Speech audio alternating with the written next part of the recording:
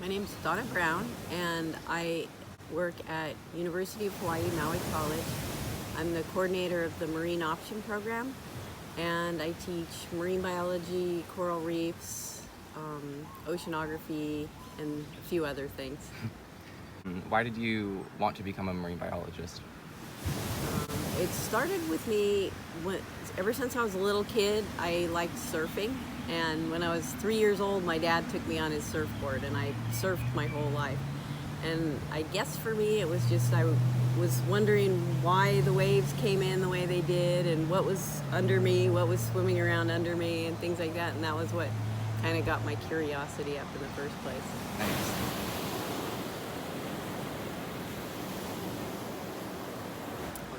Coral. So coral is an animal, and it's a cnidarian, and it's an animal that is very gelatinous. It's related to a jellyfish. They're very closely related.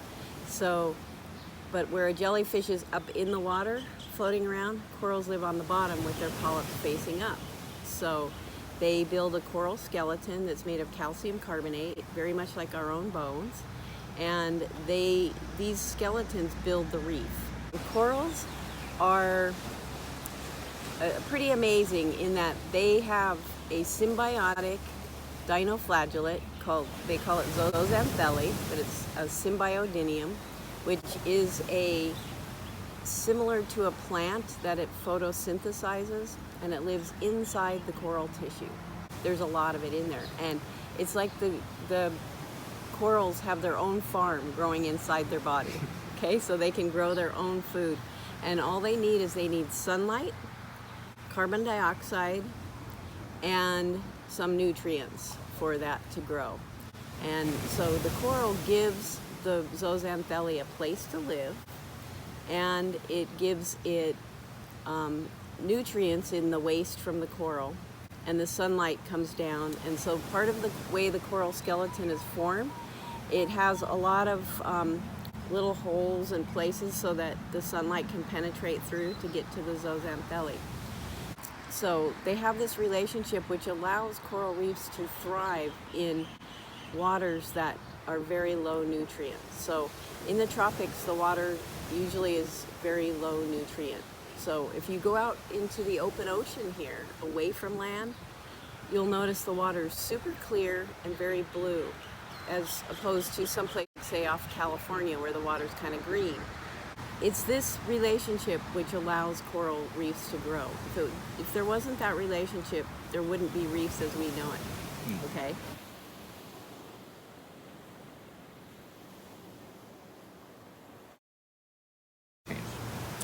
Okay, they have changed a lot, and it's in a bad way. Our reefs are dying.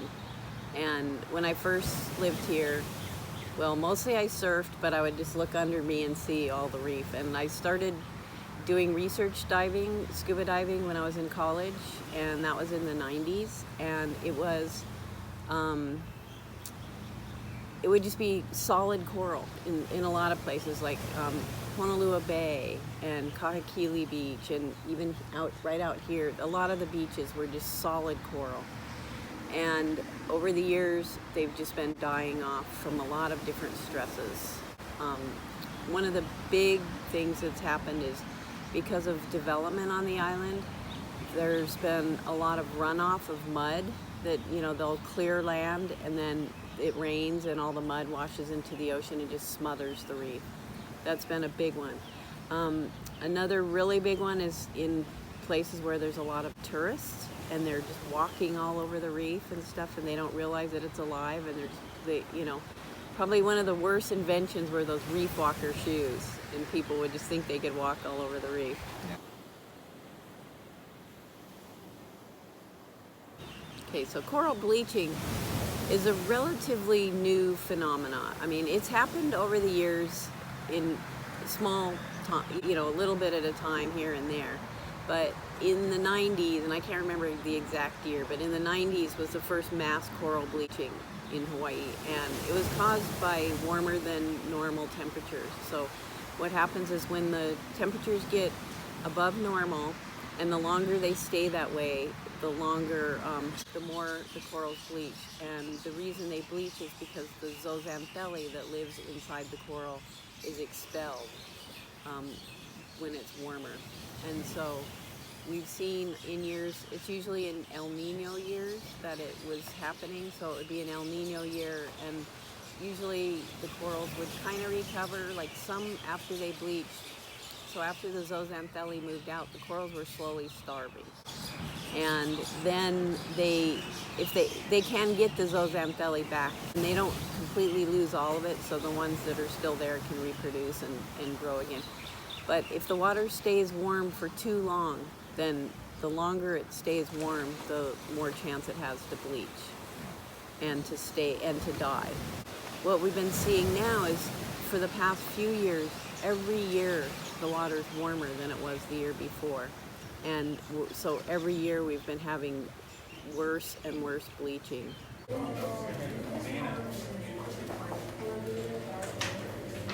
For coral bleaching, it's mostly temperatures rising. And there's other things that happen, like I talked about the smothering from that, and just pollution.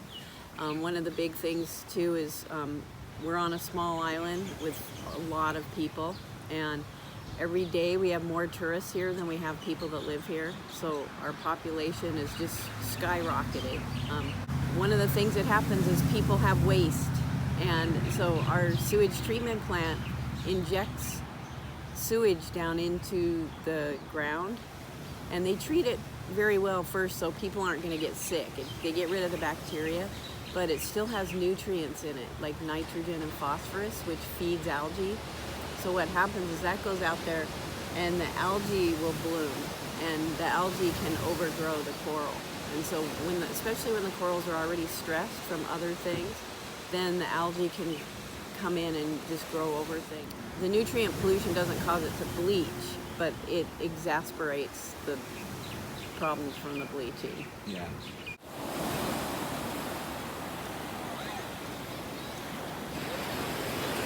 What's happening now is we're just loving the reefs to death. And there's other places where, at Molokini, they do educate people pretty well, most of them. And so that's one of the things we've really worked on, is trying to get the tour companies to educate people, but I still see people, I think most of the boat companies that take people out are pretty good about that, but it's more the people that just go out on their own. You know, a lot of people just buy their own snorkel equipment at Costco or go rent snorkel equipment, and then they go out and they just walk on the reef, or I see people going down and just holding on to the reef and, you know, stuff like that.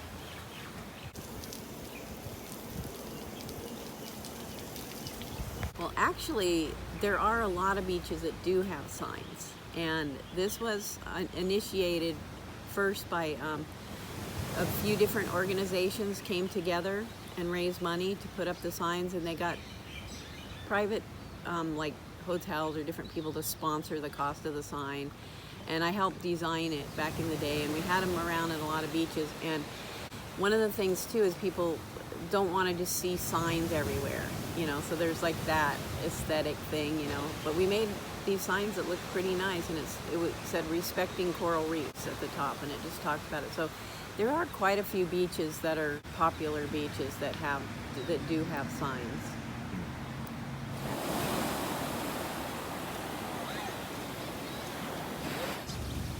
Well, if we totally neglected them, in fact, if we just went away, then the reefs would probably recover. But I think that people do, since there are so many people on the earth and a lot of people living near the coasts, we really do need to take care of them. So what would happen is, I think a lot more would die if we don't take steps to reduce the runoff from the land, reduce nutrients from fertilizers and sewage, and also just educate people about not walking on the reef and things like that.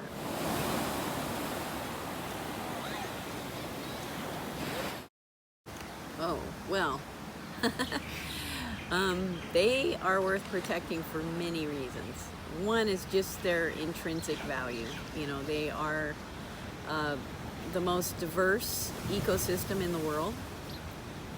Every little piece of a reef has something growing on it. If it's not coral, it's some kind of life is there. It's just covered with life, and of every different phyla, every different kind of life is there. They also provide protection for the land because they break up the waves and make it so that the waves' energy doesn't just hit the shore, which is especially important now that we have sea level rise.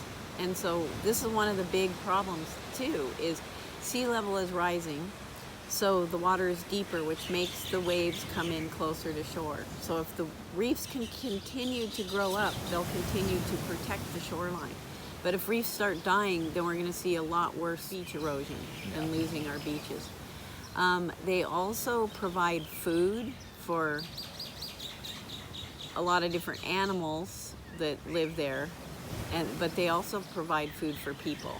A lot of people, especially in a lot of the Pacific Islands, the people that live there depend on the reef for their food. And in Hawaii is the same. You know, the Hawaiians depended on the reef for their food. They ate fish, they ate algae, limu they call it. All these things were important for food. So when we go out and we catch all those, then they're not doing their job. So overfishing is, you know, you wouldn't think fish would be related to the health of coral, but everything's so connected. It really is. Also, they're finding medicines on the reef. There's compounds that are in things like sponges and tunicates and things that they're finding have medicinal properties, and we don't even know, you know, maybe the cure for cancer will be found on a reef. So there's a lot of research going on that kind of stuff too.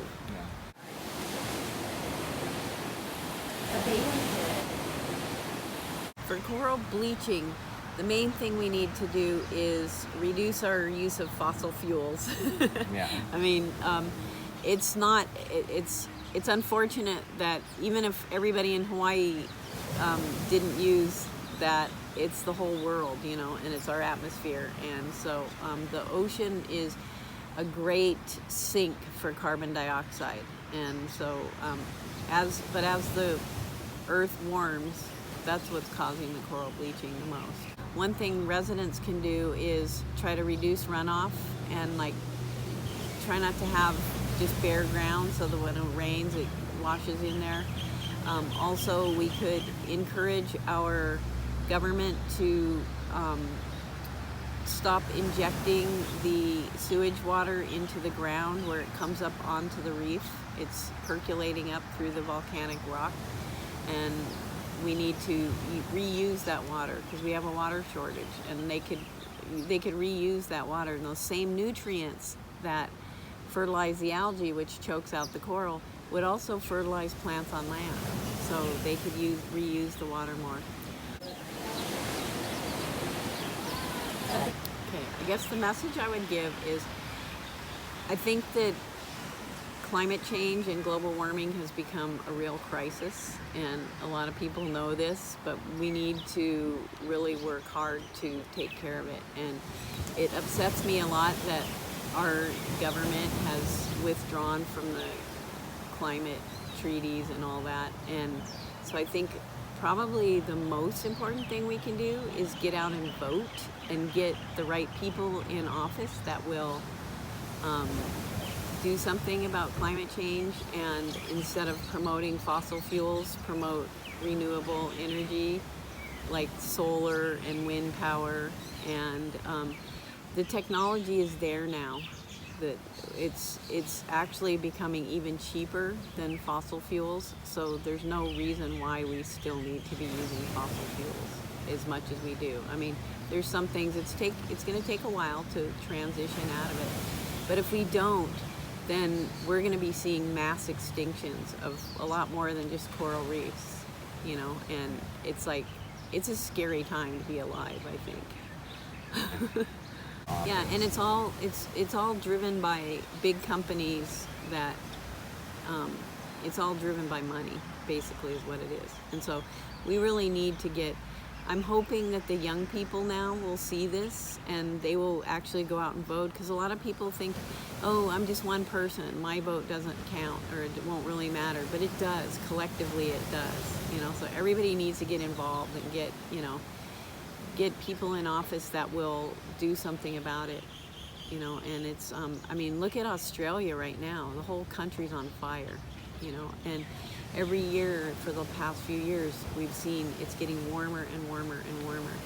The ocean absorbs a lot of that heat, and then there's currents and all these things, and it's affecting currents that move marine life around and that affect climate all over the world. And it's so far beyond what we can even imagine, I think, that's happening. And I think we're really heading for a big mass extinction, and in the past, whenever we had big changes in weather like this, that's when they had the big mass extinctions. So I think you were pretty thorough with your questions. I think the main thing is people need to wake up, and they need to start doing something about it, because it's not just coral reefs, it's all kinds of things, but coral reefs are near and dear to me. It's what I study, and I love the reef, and it's really sad. It's really sad to see what's happening out there. And we do have some hope spots. We have some places that are doing okay, and we also need to study those places and find out why. Why are some places surviving and other places aren't? So I think more research needs to be done, and I think more resources should be allocated for scientists to do research, and more people should be documenting it, like what you're doing. We need to get more people out there documenting these things. But that is the end of our main interview for coral bleaching, and I'd like to thank you so much for being involved with this. Sure.